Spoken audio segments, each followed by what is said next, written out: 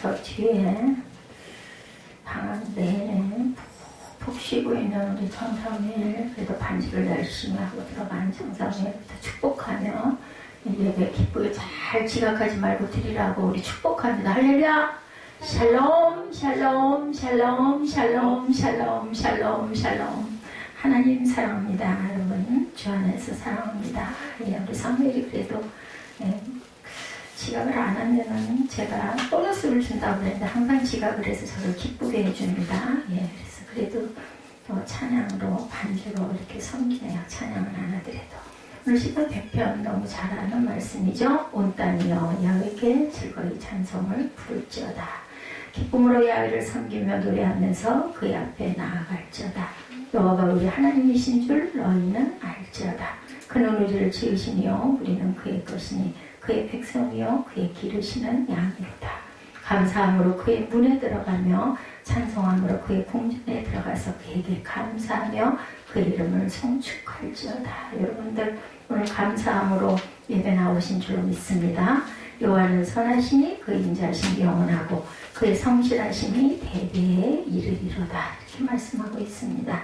2절에 보니까 기쁨으로 야훼를 섬기며 노래하라고 얘기하죠. 여호와를 섬긴다는 것은 출애굽기 3장 12절에 출애굽의 목적입니다. 섬긴다는 말은 주님 앞에 예배드린다, 제단을 드린다라는 뜻으로도 해석이 됩니다.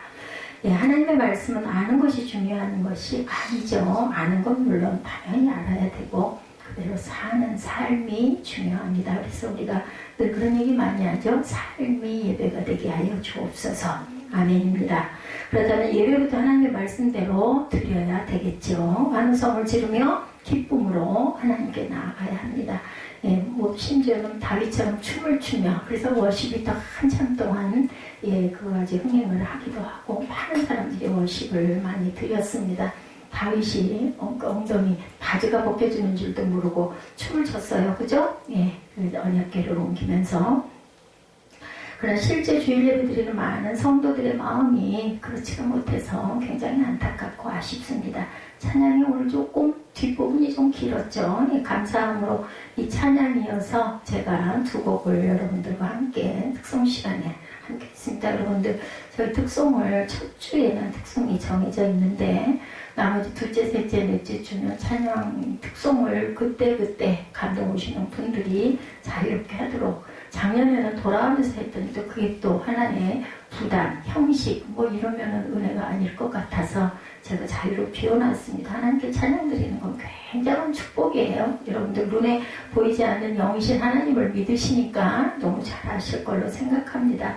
꼭 소리가 좋고 노래를 잘해서 드리는 게 아니죠. 마음의 고백입니다. 여러분들 주님 앞에 특송 많이 드리시기 바랍니다.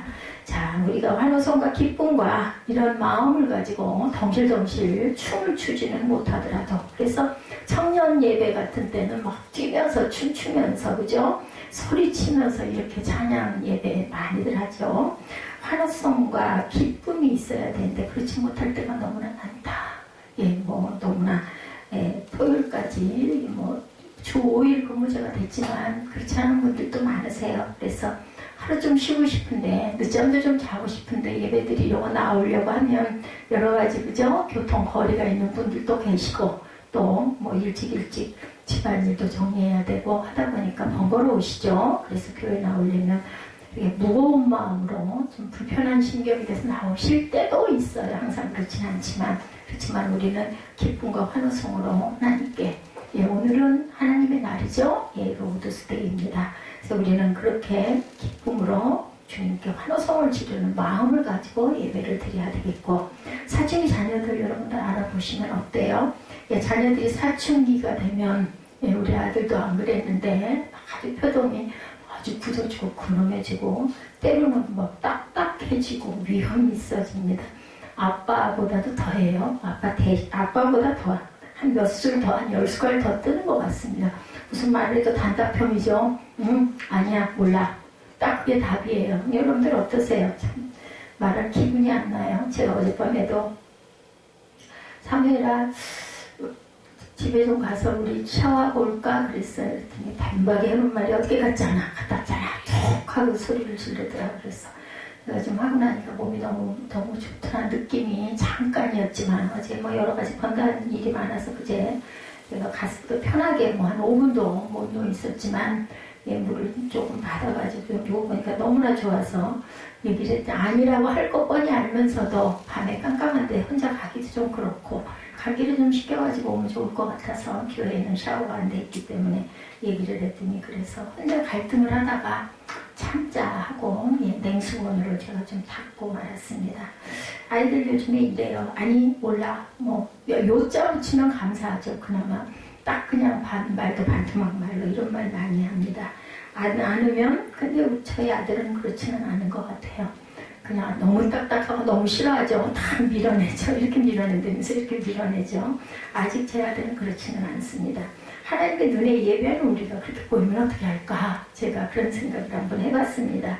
스티브 브라운 교수가 하나님을 누리는 기쁨이란 책에서 두 아이를 둔 어느 엄마 이야기를 합니다. 직장에서 퇴근해서 집에 왔더니 둘째 아이가 하루 종일 진창에서 놀았는지 옷과 얼굴이 막 볼 수도 없게 더러워져 있더랍니다.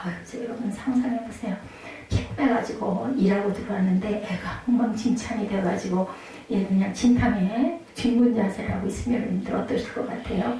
그 아이 엄마가 보고 반갑다고 웃으며 달려 안기는데 더러운 몸을 안아주지 않을 수가 없더랍니다. 그때 생각을 했답니다. 이 엄마의 이야기입니다. 그 교수가 쓴 책에 뻣뻣한 아이보다 더러운 아이를 끌어안는 것이 훨씬 더 쉽더라 이런 생각이 들었다는 거죠. 큰아이는 사춘기인데 그 집 아들이 둘인 것 같아요. 큰아이는 매사에 뻣뻣하고 말도 안 하면 절대로 대답도 안 하고 불만이 가득해서 도대체 내가 이 아들에게 어떻게 해야 될지를 모르겠었다고 합니다. 그런데 이 둘째 아이는 더러움이 타서 더러운 몸을 해가지고 얼굴도 막 볼 수도 없고 옷과 얼굴이 그냥 볼 수도 없는데도 와가지고 엄마 하면서 와가지고 안기니까 글쎄 저 같으면 일단 밀어낼 것 같은데 그 더러운 아이를 안아주면서 그래도 훨씬 낫네 이런 생각을 했대요. 여러분들 탕자 이야기 아시죠? 아버지는 죄짓고 더러워진 아들은 얼마든지 품어줄 수가 있었던 거죠. 그러나 뻣뻣한 아들은 품어주기가 어렵다. 그 집에 탕자 이야기에 어떤 아들이 뻣뻣했어요? 큰아들이 뻣뻣했죠. 큰아들은 아버지 모시고 있고 농사도 잘 짓는 그런 아들, 표면적으로는 그렇지만 마음속에서는 불만이 가득한 아들이었죠. 그렇기 때문에 오히려 작은 아들을 아버지는 막 달려가서 안아주는 그런 모습. 큰아들은 이해를 못하죠. 도대체 그 자식이 뭘 잘했다고 잔치까지 하느냐 볼멘 소리를 하죠. 하나님의 마음이 그러신 것 같아요. 달겨드는. 우리가 오히려 뭐 좀 준비가 되지 않았어 어설프다 하더라도 달려가서 하나님을 끌어안는 듯한 그런 예배를 여러분들 드리시기 바랍니다. 우리는 하나님 앞에는 나이가 뭐 60, 70, 100세가 됐어도 아기예요. 아기. 아기는 뭐 할 수 있는 게 뭐 있어요. 부모 앞에서 재롱 떠는 일밖에 없죠. 다 부족합니다. 전부 다 모자릅니다. 그래도 부모 앞에서 막 자기 체면 세우려고 하고 막 뻣뻣하게 구는 것보다는 아이고 저는 아빠 몰라요 하고 고개 숙이고 가서 비비면 그죠? 그거 안아주시는 아버지시라는 거. 우리가 이런 기쁜 마음으로 예배하고 찬양하는 주일이 되시기를 이왕이면 기쁘고 기다려지는 반가운 그러한 성전 예배가 되시기를 주님의 이름으로 축복합니다. 제가 요즘에 여러분들에게 전해드리는 이 시편 말씀은 새벽 예배 때 은혜가 많아서 너무 기뻐서 정말 제가 혼자 이렇게 예배드리기에는 너무너무나 안타깝다. 주일날 나오시는 분들과 같이 나누고 싶다 여겨가지고 뭐 중복이 돼도 그런 거 상관하지 않고 함께 나눕니다. 제가 100편은 설교문을 따로 또 만들었었어요. 만들다 보니까 너무나 할 말이 많아가지고 장장은 15편 페이지가 넘는 페이지여서 20편, 100편은 6페이지입니다. 그걸 가지고 엄청 갈등을 했어요. 주보는 3주일 전에 이미 나와 있는데 뭐 잠깐 바꾸면 되죠. 수고를 해도 뭐 그게 중요한 게 아니라 그래도 저는 우리 집사님들, 우리 세기교회 성도님들 짧고 액기스 있는 간결한 그런 말씀 듣기를 더 사모하시겠지. 뭐 신학적으로 아니면 여러 가지 그 깊이 있는 그런 말씀보다는 오히려 감동, 그죠? 기쁜 그런 예배가 더 좋아하시겠지라는 마음이 와서 제가 그 말씀을 그냥 들고 제가 올라왔습니다. 주님을 바라보는 눈이 뜨이면서 우리 모두는, 저는 더더군다나입니다. 제가 이 자리에 서 있는 건 여러분을 위한 게 아니라 제 자신이 변화되기 위해서 서 있구나라는 생각을 참 많이 합니다. 하나님 저를 엄청 사랑하시는 것 같아요. 또 그대로 있다가는 천국도 제대로 못 가겠구나 하고, 제 몸이 이렇게 약해질 걸 아시고 제가 뭘 하겠어요. 그죠? 하나님 말씀 여러분들에게 전해야 되고 증거해야 되니까 게으르면서도 그래도 또 준비도 하고, 준비하다가 보면은 깨달아지기도 하고 입술로 또 여러분에게 고백하면서 제가 듣습니다.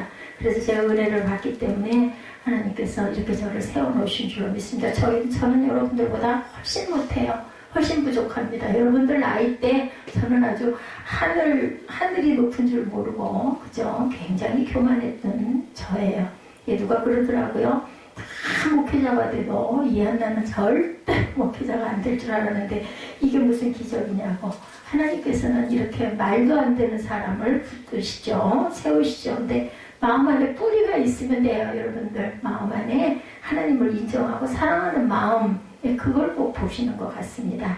너는 왜 내 앞에만 나오면 그렇게 환한 얼굴을 하니? 이런 그 감동이 왔다 그래요. 어떤 분이 주님을 바라보는 눈이 뜨이면서 어떤 목사님이 이런 감동을 깨달았다고 하고, 너는 왜 내 앞에만 오면 잔뜩 화가 난 얼굴을 하고 서 있니? 아마 근엄한 목사님이었던 것 같은데 이분이 이걸 느꼈다고 합니다.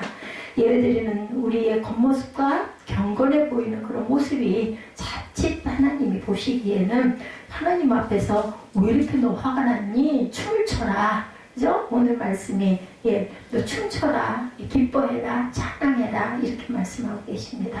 시편 기자가 말하는 예배는 춤을 추는 것, 다윗은 정말 그렇게 했죠. 그걸 근데 하나에서 하신 거 한 건 아닌 것 같아. 다시 너무 기뻐가지고 언약궤가 자기 다윗성으로 옮겨오는 과정에서 한편으로는 한 번 실패했죠. 오베데돔의 집에 또 완치하는 그런 사건, 우사가 그 언약궤를 만지는 바람에 그만 축사를 하는 바람에 너무나 놀래가지고 오베데돔의 집에 놔뒀더니 정말 그 집에 그렇게 하나님 축복을 들어 부으시는 걸 보고 아유 언약궤 옮겨야 되겠다 이 마음이 들어가지고 하면서 막 한 가지를 하나님의 말씀대로 했죠. 그대로 그 수레에다 하지 않고 어깨에다가 제사장들이 메고 그렇게 해서 옮겨오면서 한 발짝을 뛸 때마다 예배를 하고 춤을 추고 찬양을 하고 그런 모습이 나와 있습니다. 자, 우리가 예배로 갈 때 그런 분들 안 계실 거예요. 우리 교회에 춤추러 가자 이런 분들은 아마 안 계실 겁니다. 어떻게 하면 기쁨의 기적을 하나님께 올려드릴 수 있을까? 우리가 기쁨의 예배를 드릴 수 있을까? 하나님 앞에서 춤추는 그런 심정으로 드리는 예배, 자유롭고 기쁘게, 절도가 없거나 소란스러우라는 이야기가 아닙니다.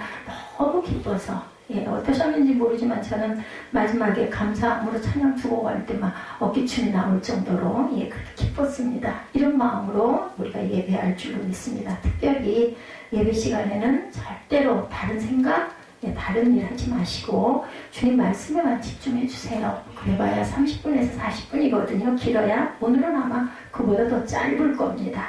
이런 예배, 마음의 기쁨의 기적이 일어난 사람만 드릴 수 있는 예배, 하나님 앞에 나를 기쁘게 춤추려고 왔어. 이런 마음. 어떻게 하면 기쁨의 기적이 일어나는 것일까? 너는 주님이 하나님이심을 알아라 라고 말씀합니다. 하나님은 그가 우리를 3절에 보니까 지으셨으니 우리는 그의 것이요 그의 백성이요 그가 기르시는 양이로다. 이렇게 고백을 하죠. 주님이 우리 하나님이심이고 우리는 그의 백성이고 그의 양임을 분명히 알게 될 때 들어서 아는 것이 아니라 정말 하나님을 만나서 우리 마음 안에 감동이 와서 알게 될 때 우리 안에서 환경과 상황에 관계없이 즐거움과 기쁨의 기적이 일어납니다. 여러분들 상황은 하나도 안 변했는데 어떠세요? 예배드리고 나서 그래 하나님 살아계셔. 나한테 이렇게 감동을 주시네. 이런 마음 드신 분들 아마 다 계실 거예요. 그랬을 때 마음이 어때요? 아무것도 변한 건 없어. 앞이 캄캄해. 문제들은 산적해 있는데도 기쁘죠. 하나님이 분명히 이루실 거야. 도대체 뭐 왜 쉬운 얘기로 뭐 나를 뭐 영혼들을 이렇게 힘들게 하시겠어? 죽이시겠어? 이런 얘기하죠. 어느 날 장애를 가진 여성도님이 편지를 보내오셨다 합니다. 그분은 장애로 인해서 심한 우울증을 앓고 계셨대요. 주님, 제가 주님을 원망했습니다. 제가 왜 장애인 가정에서 태어났는지 주님을 원망했습니다. 저희 가정 형편을 기준으로 하나님의 사랑과 존재를 판단했습니다. 저는 세상을 자녀와 비자매라는 기준 하나로 나누고 그것으로 하나님이 사랑하신다 안 하신다 이렇게 판단했습니다. 우리가 장애를 갖다 보면 이런 원망 나올 수 있을 것 같아요. 그죠? 근데 저는 원망을 못합니다. 제가 절제하지 않고 내 몸을 너무 그죠? 혹스다를 해버리고 운동을 너무 지나치게 많이 하고 그러다 보니까 제 요추가 이렇게 됐지 하나님께 죄송하죠. 성전인데 거룩한 성전인데 지금 한참 말씀 잘 전하고 많은 사역을 감당해야 되고 하는데 몸으로 인해서 불편으로 인해서 누워 쉴 때가 너무나 많다 보니까 제가 알죠. 오늘 갈라디아서 말씀을 일부 예배 때 나누면서 바울이 그러죠. 나는 정말 하나님께 정말 내가 몸으로 헌신을 엄청 많이 했다. 너희들보다 훨씬 더 많이 하나님께 내가 섬겼다라고 고백하는 그 본문을 읽으면서 정말 그렇죠. 그 어떻게 보면 교만하다고 느낄 수 있지만 여러분들 아마 다 인정하실 거예요. 교회가 세워지는 기틀을 바울이 만들었고 석신서도 엄청 많이 썼죠. 그만큼 감옥에 갇혀서도 교회들을 그렇게 사랑하는 마음이 있었던 그분은 그럴 수 있을 것이다. 그런데 정말 거기에 비춰보니 나는 너무나 부끄럽구나 이런 생각을 했습니다. 여러분들은 앞으로 가실 길이 굉장히 길어요. 그렇기 때문에 하나님께 정말 기쁨으로 섬길 수 있는 주변을 섬기고 하나님께 영광 돌리고 그런 그 섬김의 종들이 다 되시기 바랍니다. 화목하고 온전한 가정 안에 태어난 사람만 하나님께서 사랑하시는 증거라고 그분은 믿었다고 그래요. 이 장애인분이 편지 보내온 내용입니다. 정말 궁금했답니다. 왜 저 같은 장애를 저에게 왜 이런 장애를 주셨습니까? 근데 저는 이런 말을 못한다는 얘기를 하다 보니 말이 옆으로 조금 나갔는데 당신이 내 창조주가 맞습니까? 삶의 주관자가 맞습니까? 줄기게 막 따졌대요. 도대체 왜 나에게 이런 고통을 주셨습니까? 당신이 날 사랑하는 게 맞습니까? 네, 어느 날 제 아들이 그럼 왜 낳았어? 이래가지고 제가 엄청 시험이 들었는데 이분도 왜 날 만들었습니까? 이렇게 하나님께 따졌다고 합니다. 그분이 이렇게 주님을 원망하고 자신의 삶을 저주하고 세상을 저주했을 때 우연히 눈으로 보는 현실과 믿음으로 보는 진실이라는 제목의 어떤 책자를 보게 됐대요. 그러면서 너무너무 거기서 깨닫는 게 많았다. 아마 이 목사님이 지은 저서 중에 나와 있는 내용이었던 것 같습니다. 그동안 원망의 제목이었던 부분이 하나님의 은혜였음을 깨닫게 되었다. 이런 편지를 보내오는 그런 그 성도가 계셨다고 합니다. 하나님께서 사랑이 없으셔서 이 세상에 차별과 고통, 전쟁과 굶주림, 미움과 살인이 일어나지 않은 것임을 알았습니다. 깨달은 거예요. 제 장애가 하나님 앞으로 나를 더 가까이 데리고 가고 하나님의 사랑을 부정하게 만든 그 고통과 상처가 사실은 하나님의 사랑을 발견하도록 나를 이끌었음을 깨달았습니다. 이분이 이렇게 고백. 얼마나 귀한 그저 은혜예요. 그죠? 저도 몸이 불편하다 보니까 걸어다니는 사람이 예사로 안 보여요. 너무나 부럽고 너무 아름답게 보이더라고요. 그냥 길에 지나다니는 걸어다니는 분들. 제가 이제 걸음을 많이 못 걷다 보니까 너무너무 그게 아름답게 보이기까지 해요. 다 걸어다니잖아요, 누구나. 그런데 그렇지 못한 사람은 그게 너무나 부러운 건 아니에요. 저도 뭐 남 못지않게 엄청 많이 걸어다녔기 때문에. 그런데 그래 정말 저게 아름다운 모습이구나. 그때는 왜 그렇게 바빴는지 걸어가면서도 너무나 걸어갈 거리가 많아서 바쁘고 너무 분주하고 바빴는데 지금 이제 걷지를 못하는 상황이 되다 보니까 그런 분들이 너무 아름답게까지 보이더라는 거죠. 지금 저는 당신께 감사합니다. 이게 큰 자유를 얻었습니다. 이걸요 극복을 하고 나면 이런 자유함이 와요. 기쁨이 옵니다. 이제는 주님이 내게 허락한 그 장애로 인해 감사드립니다. 여러분들 언뜻 생각 안 나세요? 송명희 그 시인, 그죠? 얼마나 많은 시들을 주옥 같은 우리 복음성가 가사들을 많이 지었습니까? 예, 그런 기쁨이 오는 거죠. 우리는 다 고난을 싫어해요. 저도 막 겁이 나요. 두려워요. 도대체 이게 앞으로 어떻게 될 것인가. 제 몸이 하루가 다르게 달라지다 보니까 뭐 무섭지는 않아요. 그냥 얼른 가려면 빨리 갔으면 좋겠다. 남은 사람들에게 마음 무겁게 짐지우지 말고 이런 마음이 듭니다. 알 수가 없죠. 우리가 할 수 있는 게 아니기 때문에. 예, 온전하신 당신의 사랑을 깨닫게 해주신 그 고통의 멍에를 감사드립니다. 나에게 상처와 고통이 축복이 되고 나에게 죽음이 소망이 되었다. 이분이 이렇게 고백을 합니다. 이분에게 일어난 일을 우리가 다 알 수는 없지만 저는 알 것 같아요. 한 가지 분명한 것은 하나님을 알게 되면서 기쁨의 기적이 일어났다는 거죠. 예, 그분이 쓴 그 내용을 제가 여러분에게 말씀드린 것 뿐입니다. 몸이 너무 아팠던 사모님이 한 분 계셨다고 해요. 젊은 사모님인데 사모님 누구였어요? 목사님 부인이죠. 병명도 모르고 너무 오래 아프니까 병원에서 가족들에게 유언도 남겼대요. 그 정도로 아주 심했던 것 같아요. 하나님께서 왜 이런 시련을 주시나 낭망하고 있을 때 말씀 한 구절이 마음에 와서 닿더랍니다. 여러분들 잘 아시죠? 고린도전서 3장 16절. 너희가 하나님의 성전인 것과 하나님의 성령이 너희 안에 계시는 것을 알지 못하느냐. 내 몸이 하나님의 성전이네? 라는 것을 아셨겠죠. 사모님이니까 뭐 성경을 좀 많이 보셨겠습니까? 근데 이제 이게 딱 눈에 마음에 들어온 거예요. 말씀이 내게 와서 닿은 거죠. 저도 그럴 때가 있습니다. 자, 내 몸이 하나님의 성전이네. 하나님께서 병든 내 몸 안에도 계시네. 예, 라고 깨달으니까 막 찬양이 나오더라는 거죠. 그리고 그 사모님이 깨달았다고 합니다.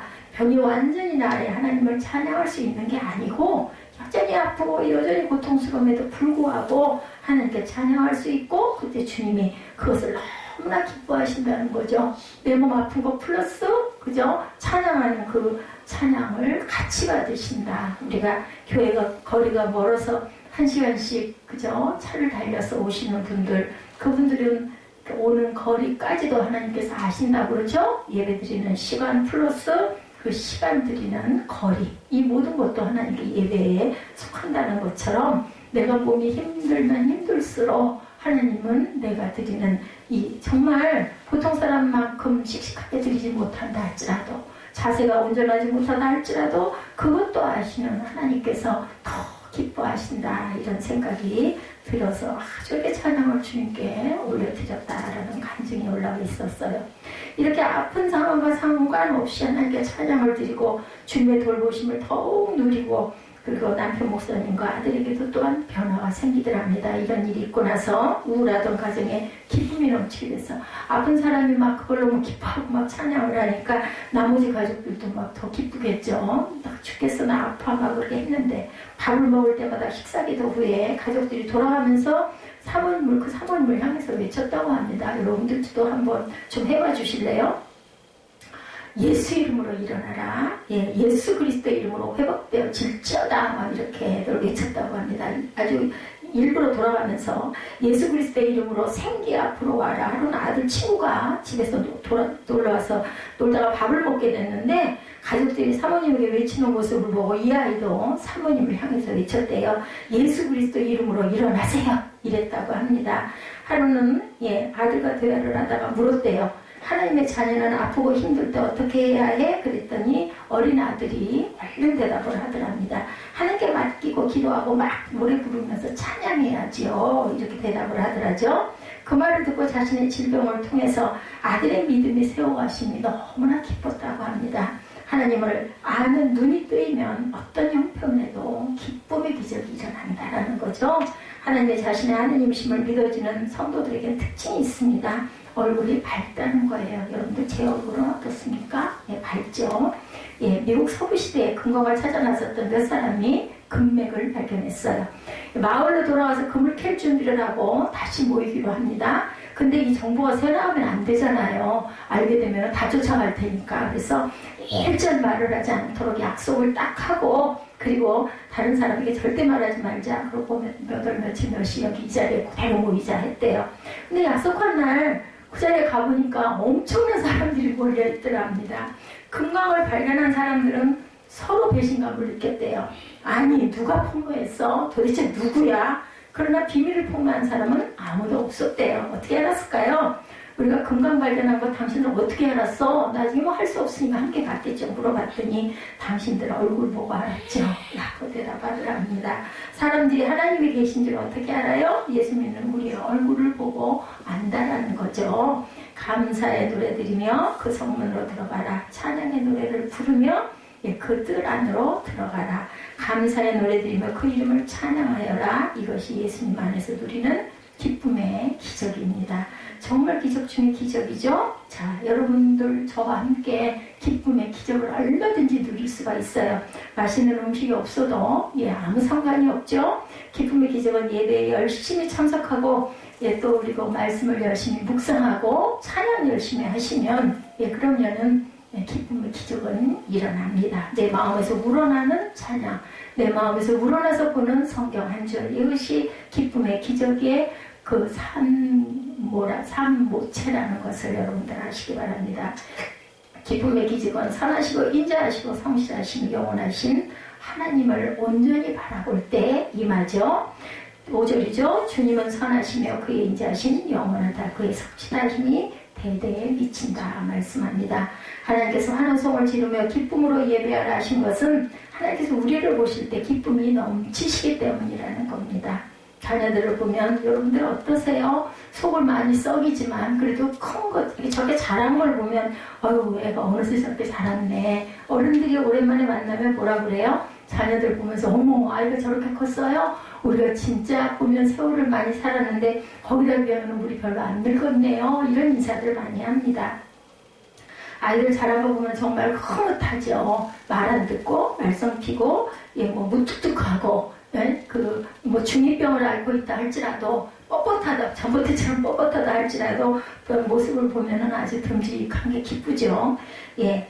때로 속썩이기도 하지만 자녀는 부모의 기쁨의 이유입니다. 잘생기거나 똑똑하거나 공부를 잘하거나 말을 잘 듣거나 그러면 더 좋겠지만 아니어도 아유 저 자식 내가 이제 절대로 신경도 안 쓸 거야 하죠. 하루에도 몇 번씩 그렇게 결심을 하지만 또 때가 되면 이제 배고플 텐데 저 어떡하지? 뭘 먹이지? 이런 생각 들죠. 그렇기 때문에 부모 자신이 낳은 그 자녀, 마음으로 낳았든 가슴으로 낳았든 배로 낳았든 그게 중요한 것 아닌 것 같습니다. 존재 자체 때문에 소중하고 기쁨입니다. 우리를 보시는 하나님도 우리가 잘해서 우리를 기뻐하시는 것이 절대 아니고 우리가 십자가를 통하여 구원하신 하나님의 자녀이기 때문에 기뻐해요. 나를 믿니? 나를 따르니? 내가 네 기쁨이니? 야, 너 그래도 참 나를 잘 바라보는구나. 바라보기만 해도 우리 어때요? 자녀들 나를 이렇게 와서 보고 우리 아들이 잘 때는 매일 그러진 않지만 와가지고 이렇게 들여다보고 뼈마다 뽀뽀를 탁 하고 가요. 그러면 어이구 제가 왜 저래 그러면서도 흐뭇하죠. 그 싫어할 사람은 없습니다. 스가랴 3장 17절이죠. 너희 하나님 야훼가 너희 가운데 계시니 그는 구원을 베푸실 전능자시라. 그 너로 말미암아 기쁨을 이기지 못하시며 너를 잠잠히 사랑하시며 너로 말미암아 즐거이 부르며 기뻐하리라 하시리라. 제가 이 찬양의 은혜를 신학교 다닐 때 엄청 많이 받았어요. 그래서 이 찬양을 참 많이 했었습니다. 주님의 마음에 이 기쁨이 넘치시죠. 우리가 이런 찬양할 때 우리가 기쁨으로 찬양할 때 넘칩니다. 그래서 주님을 영접한 사람에게 기쁨의 기적이 일어난다는 것, 우리도 야훼를 기뻐하는 기쁨의 기적의 주인공들이 다 되실 수 있죠. 시편 37편 4절입니다.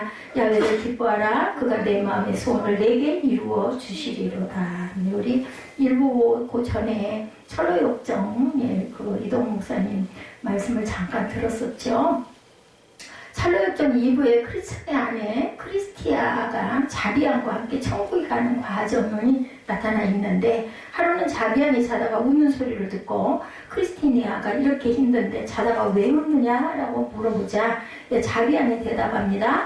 꿈속에서 자신이 더러운 모습으로 누더기 옷을 걸친 채 자신의 무정한 마음에 대해 탄식하고 있는데 한 천사가 자기에게 다가와 무슨 일이냐 묻기에 사실대로 이야기를 했대요. 천사가 너에게 평강이 있을지어다 말하며 자신의 손수건으로 눈물을 닦아주더니 금과 은으로 된 옷을 입혀주고 목걸이와 귀걸이 머리에는 아름다운 관을 씌워주고 손을 잡고 자비양 나를 따라오세요 하며 이끌고 어디론가 데려가더랍니다. 그랬더니 황구문이 나타났는데 굳게 닫혀 있었대요. 근데 천사가 가서 뭐라고 말하자 그 문이 활짝 열리는데 별처럼 태양처럼 밝게 빛나는 곳이더라죠. 황구문을 지나 보좌에 앉으신 이 앞에까지 갔는데 보좌에 앉으신 분이 내 딸아 환영한다 이렇게 말씀을 하시더라는 거예요. 그런데 제가 안 웃을 수가 있겠어요? 이것은 모든 그리스도인들의 누리는 복이에요. 하나님께서 우리의 공고함, 우리의 기도를 들으시고 얘야 네 마음을 내가 안다. 내가 너를 축복한다. 이런 하나님이 우리를 사랑으로 맞이해 주신다라는 것. 저 여러분에게 기쁨의 기적은 이미 시작이 되어 있습니다. 근데 왜 나는 뭐 예배를 드려도 아무 느낌이 없어? 그것은 하나님께 여러분이 마음을 열지 않았기 때문이에요. 바라셔야 합니다. 주님께서 우리 안에 임하셔 있어요. 모두 다. 예, 근데 그것을 느끼지를 못하시는 분들이 간혹 있죠. 이 주님을 24시간 바라보는 자에게는 항상 기뻐하라는 말씀이 힘들지가 않아요. 어려운 일이 생기더라도 누가 이웃이 나를 원망을 한다 하더라도 좋지 않은 소리를 듣는다 하더라도 우리가 부족해서 잠깐 거기에 민감한 반응이 일어났다 할지라도 우리 다시 생각해야 되죠. 마음에 찔림이 옵니다. 그러다 보면 아이고 이렇게 부족한 나도 하나님이 기뻐하시고 나를 이렇게 기뻐하시는데 내가 누구를 용서하지 않을 사람이 어디 있겠나 이런 마음이 들면 그냥 마음이 풀리죠. 주님을 24시간 바라보는 자에게는 항상 기뻐라는 말씀이 힘이 들지 않습니다. 기쁨의 기적은 희미하신 주님의 분명한 주님으로 바라보일 때 이루어집니다. 우리의 삶에 가장 힘들 때 중 하나가 어떤 분들은 남자분들은 군에 가죠. 지금 제 아들도 이제 자라다 보니까 그 생각이 나다 보니 여기 가서 저렇게 게으른 애가 어떻게 군복무를 할까 얼마나 힘이 들까 그게 염려가 돼요. 그런데 군목에 임관을 하지 못하고 집으로 돌아온 어떤 그분이 말씀을 하시는데 목발을 짚고 다니면서 일할 교회를 찾아다녔다고 그래요. 아마 몸이 굉장히 불편하셨던 것 같아요. 한 달이 지나고 2달이 지나도 써줄 교회가 없었다고 합니다. 그랬을 겁니다. 그리고 석 달 동안 기도만 하면서 저희가 와서 일하는 교회로부터 전화 오기를 기다렸대요. 굉장히 힘든 시간이었겠죠? 아마 전화기만 바라보고 있었다면 아마 이분은 시험에 들었을 건데 다시 뛰쳐나가 사람들에게 부탁하러 돌아다녔을 것인데 그는 시간이 지날수록 마음이 평안해지고 감사가 나오고 기뻤답니다. 이분이 성경을 보았기 때문이래요. 앉아있으면서 기다리는 동안 군목 일을 하는 사람이었으니까 얼마나 하나님 말씀을 사모했겠어요. 되지 않으니 더더군다나 기도했겠죠. 기도에 대한 말씀을 찾아 읽으려 하다가 혼자서 성경 공부에 그만 푹 빠져버렸대요. 이분이 말씀으로 하나님께서 저에게 말씀하셨고 함께 하셨고 은혜를 부어주셨다고 합니다. 저도 새벽열 예배 통해서 제가 은혜를 많이 받습니다. 그러자 이런 시간이 끊을 것이 아쉽더라는 거죠. 이분이 하나님을 바라보는 눈이 뜨이면 기쁠 수 없는 상황에서도 이렇게 기뻐하게 됩니다. 현실은 전혀 아닌데 결국 3개월 뒤 하나님의 강권하심으로 어느 교회 부목사님으로 부임을 해서 기분이 충만하게 많은 섬김을 하셨다라는 이런 얘기. 그때 성경 공부한 것이 예수님의 사람 제자 훈련 책을 쓰는 기초가 되었다. 이런 이야기를 하십니다. 24시간 주님을 바라보며 사시기를 주님의 이름으로 축복합니다. 잠도 안 자. 네, 여러분들 항상 기도하라. 그게 무슨 말씀의 뜻인지 여러분들 아시죠? 마음 안에 항상 하나님을 바라보고 소원하면서 내 중심을 하나님 앞에 뒀을 때 우리는 쉬지 않고 기도하는 귀한 자녀들이 될 줄로 믿습니다. 우리 자신이 기쁨의 근원이 되죠. 하나님만 바라볼 때. 고린도전서 3장 16절, 스바냐 3장 17절, 시편 37편 4절, 요한복음 7장 38절 우리 주보에 나와 있죠. 우리 한 번씩 같이 합독하고 결단 찬양하십시다. 너희가 하나님의 성전인 것과 하나님의 성령이 너희 안에 계시는 것을 알지 못하느냐. 너희 하나님 여호와가 너희 가운데 계시니 그는 구원을 베푸실 전능자시라. 그가 너로 말미암아 기쁨을 이기지 못하시며 너를 잠잠히 사랑하시며 너로 말미암아 즐거이 부르며 기뻐하시리라 하리라. 또 야훼를 기뻐하라. 그가 내 마음의 소원을 내게 이루어 주시리로다. 나를 믿는 자는 성경의 이름같이 그 배에서 생수의 강이 흘러나오리라. 예수님의 이 말씀이 여러분 안에 그대로 이루어지기를 주님의 이름으로 축복합니다. 우리 너희 하나님 야훼가 이 찬양 결단으로 하시면서 기도합니다.